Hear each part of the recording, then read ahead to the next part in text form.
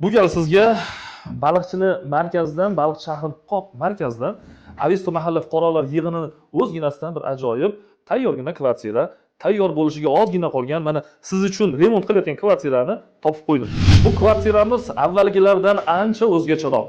O'zgachalik jihat shundaki, bu kvartiramiz 49 kvadrat emas, balki 70 kvadratni o'z ichiga oladi.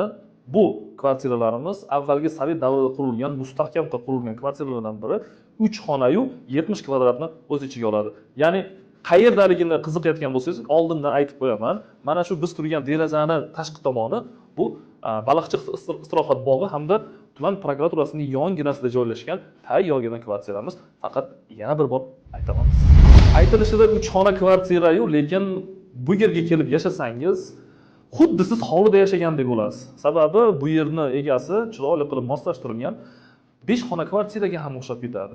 Biz turgan mana bu xona gostivoy xona. Har doimgidek video lavhalarimizda aynan urg'u berib ketadigan xonalarimiz spalni xona, gostivoy xona, sanuzellari.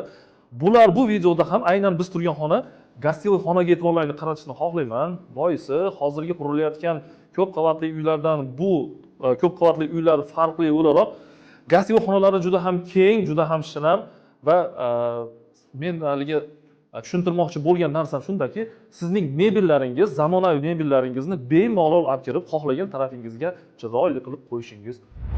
Biz turgan mana bu joyimiz, ya'ni bu kvartiraga kirish hol hisoblanadi.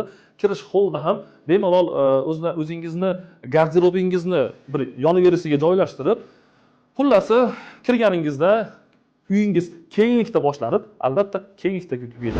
Sotilayotgan kvartira xonadonlarimizni hozirgi kundagi o'rtacha narxlari haqida ma'lumot beraman. 50 kvadrat, 49 kvadrat kvartiralarimiz ko'cha narxida 25-26 mingga to'xtayapti, ya'ni o'zining remonti bilan birgalikda. Lekin mana shu yuqorida aytib o'tgan kvartiramiz 3 xona hamda 70 kvadratni o'z ichiga oladigan kvartiramiz ajoyib bir narx bilan belgilanmoqda. Ya'ni bu kvartiramiz uchun egalari 29 ming dollar deb belgiladi.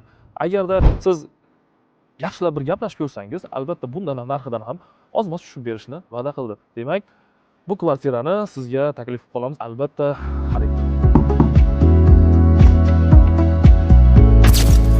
Bek Studio.